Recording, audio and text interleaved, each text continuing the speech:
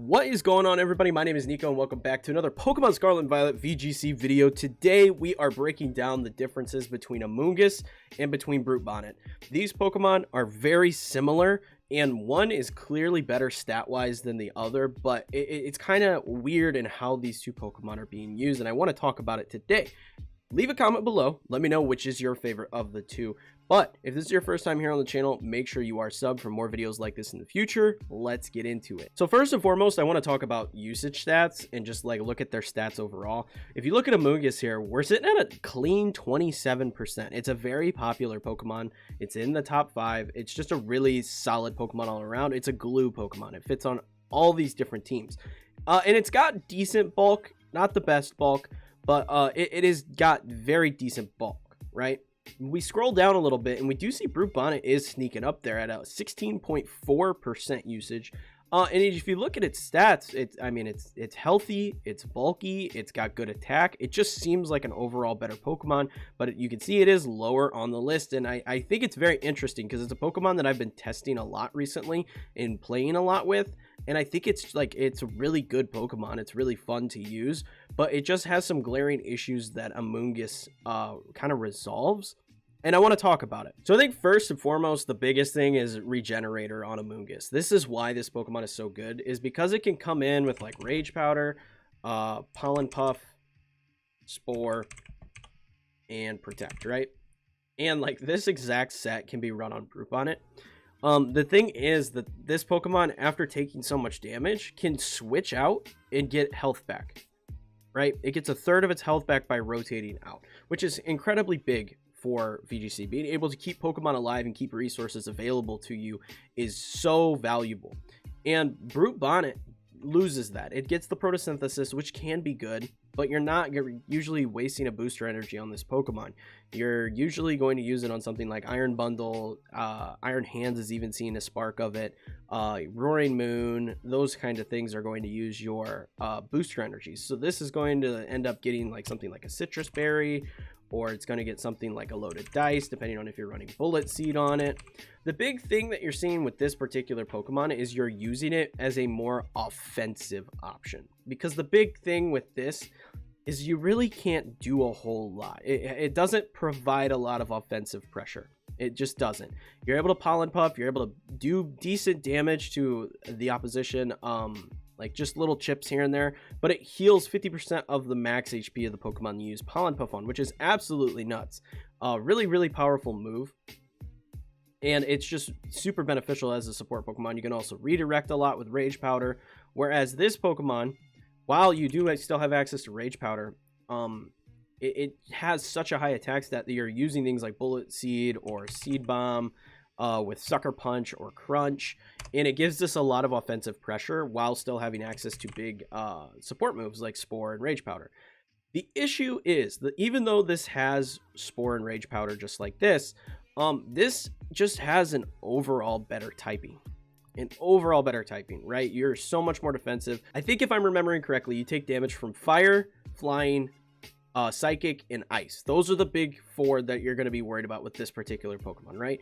And that leaves you availability to rotate into a lot more attacks versus a Brute Bonnet. Brute Bonnet has so many more weaknesses. Now you are weak to Fire, Flying, Ice, Poison, Fairy, Fighting. I'm sure I'm missing one. I'm sure there's another, but you're weak to so many more attacks. You do have a Psychic immunity, but there's so many more type disadvantages that it makes this a lot more difficult to rotate in and be a healthy support with the typing that it has, versus Amoonguss can switch into so many more attacks, take so many more hits with the Regenerator ability. So it's just a very kind of interesting scenario that we find ourselves in. Now, I don't think the Brute Bonnet's a bad Pokemon. I think it's a very fun and useful Pokemon, especially into a lot of stuff right now. For example, I think Fairy's a very good Terra typing on it, or Poison's a very good Terra typing on it, because those make you less effective against fighting types, which are pretty prevalent right now with like Great Tusks running around and with Iron Hands running around. The issue becomes that this Pokemon really does rely on a Terra to not get smacked by a lot of the popular Pokemon in the format, where this Pokemon doesn't. It's just kind of the unfortunate circumstance that Brute Bonnet finds itself in. But this Pokemon, like a Bullet Seed with a loaded dice, just knocks out Fluttermane. It could do huge damage to like Indeedee with Crunch. There's so many things that this Pokemon can do and do well. But the typing just makes it very, very difficult for it to fit onto a team, which is why I think Amoonguss still sees so much use. This Pokemon has been good since it came out and will always be good. It just has a great typing. It is able to Terra to avoid certain things. It's able to just kind of run the show. Just a very, very useful Pokemon all around. Now, this could change. This could definitely change. We're seeing some meta changes as we get deeper into Series 2. Like, you're seeing more Iron Hands goof around with, like normally the original set was, like, AV, and then you'd run, like, Drain Punch. Sorry, I can't type. Drain Punch. And you'd see, like, Volt Switch. You know, slow Volt Switch was great on this Pokemon with Thunder Punch or Wild Charge, right? This was the standard set. But now we're seeing Iron Hands pop up with, like, Belly Drum. Or we're seeing it pop up with Swords Dance. Like, we're seeing Pokemon kind of shift in what they do. And with OCIC this weekend coming up, and with other regional events coming up with, like, Knoxville, we got Charlotte coming up, Fort Wayne's coming up. Fort Wayne's right at the end, so it could be a bit dicey. But seeing those next couple events come up, there's definitely going to be some shifts in what Pokemon are using, and we could see Brute Bonnet rise a little bit higher in usage due to this, or we could see it drop lower. It just all depends. So I don't think that Brute Bonnet's out of the equation. Like we mentioned earlier, it has a decent usage stat, all things considered. Amoonguss right now just seems to be the better pick for most teams. You're able to fit Amoonguss onto more teams than you would be able to fit Brute Bonnet onto. And that's just the reality of it in the current meta game. But that is going to be it for this video, guys. Let me know your thoughts in the comments below. And if you found the video entertaining and helpful, please leave a like and subscribe for more videos like this in the future. If you want to join a really fun community that's always hanging out playing Pokemon, check out the Discord.